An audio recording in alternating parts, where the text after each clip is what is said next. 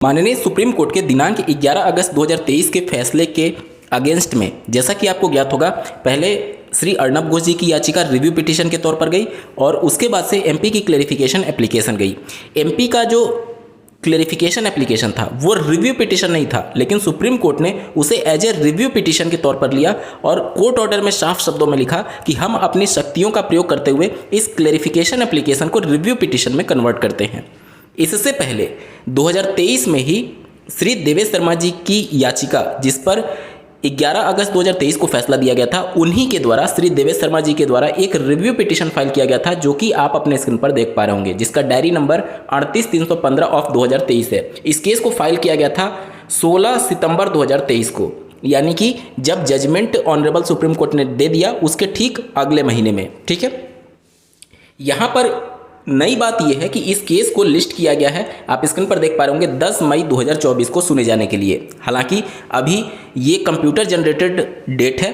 अभी date confirmation होना बाकी है, लेकिन कंप्यूटर जनरेटेड डेट के हिसाब से 10 मई 2024 को ये केस लिस्ट किया गया है ऑनरेबल जस्टिस सुधांशु धूलिया जी के बेंच में। ये वही जस्टिस हैं जो 11 अगस्त के जजमेंट को डिलीवर किए हुए थे। साथ ही साथ ये वही जस्टिस हैं जिन्होंने एमपी के क्लेरिफिकेशन एप्लीकेशन पर रिव्यू किया, और यही वो जस्टिस हैं जिन्होंने पूरे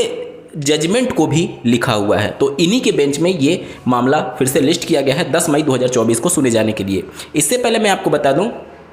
कि जो डबल बेंच में दूसरे जो ऑनरेबल जस्टिस थे, ऑनरेबल जस्टिस अनिरुद्ध बोस, वो रिटायर हो चुके हैं,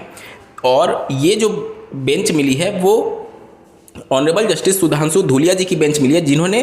जो ऑथर थे इस जजमेंट के और जिन्होंने इस जजमेंट का रिव्यू भी किया हुआ था, तो उन्हीं के बेंच में ये केस लगा हुआ है। दूसरे मैटर की बात करें तो छत्तीसगढ़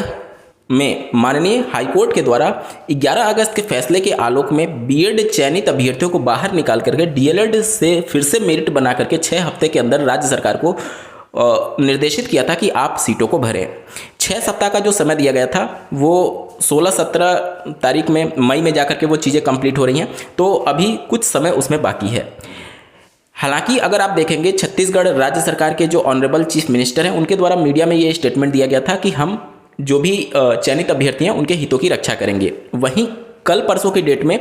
जो इस समय चुनाव को लेकर के समय जगह जगह पर मीडिया डिबेट का आयोजन कर रही है, वहां पर सरकार के रिप्रेजेंटेटिव के द्वारा छत्तीसगढ़ में ये बोला गया कि हम कोर्ट का सम्मान करते हैं और कोर्ट ने जो आदेश पारित किया है उसके हिसाब से हम कार्रवाई करेंगे। इस समय अगर आप देखेंगे तो चुनावी माहौल चल रहा है और कोई भी राजनीतिक पार्टी या फिर राजनीतिक पार्टी से जुड़ा हुआ कोई भी सदस्य कोई ऐसा बयान देने से बच रहा है जिससे ये परसेप्शन बने कि हम लोगों के हितों की रक्षा नहीं कर पा रहे हैं। इस वजह से ये मिला जुला आपको स्टेटमेंट देखने को मिल रहा है। जैसे ही चुनाव खत्म होगा ये सारी बंदिशें खत्म हो जाएंगी और उसके बाद से राज्य सरकार अपने हिसाब से कार्रवाई करने के लिए स्वतंत्र रहेगी। छत्तीसगढ़ के बारे में ये अपडेट है कि जो छत्तीसगढ़ राज्य के बीएड कैंडिडेट के द्वारा माननीय सुप्रीम कोर्ट में फैसले को चैलेंज किया गया था छत्तीसगढ़ हाईकोर्ट के, उस चैलेंज किए हुए फैसले का जो अगर आप केस देखेंगे तो उसमें डिफेक्ट आया हुआ था, जो कि अब दूर हो चुका है और अब वो मैटर लिस्ट होने के लिए तैयार है। अभी हालांकि उसमें डेट फाइनल नहीं हुआ है, लेकिन डिफेक्ट दूर हो चुका है और मे बी कि वो भी केस जल्द ही आपको लिस्ट होते हुए दिखे। तो छत्तीसगढ़ मामले में भी माननीय सुप्रीम कोर्ट में सुनवाई हो सकती है, अभी डेट फाइनल नहीं है। दोस्तों, अगर आप मध्य प्रदेश के बारे में डिटेल में जानना चाहते हैं तो आज ही कैरियर बिट चैनल पर एक डेडिकेटेड वीडियो आएगा, जिसमें एमपी के जो क्लेरिफिकेशन एप्लीकेशन को जो हाई कोर्ट ने जिस प्रकार से इंटरप्रेट किया है और जो फैसला दिया है और एग्जैक्टली सुप्रीम कोर्ट ने अपने क्लेरिफिकेशन एप्लीकेशन के दिन क्या कुछ कहा था, उन सबके रिगार्डिंग डिटेल में फैक्ट्स के बेस पर बात होगी। तो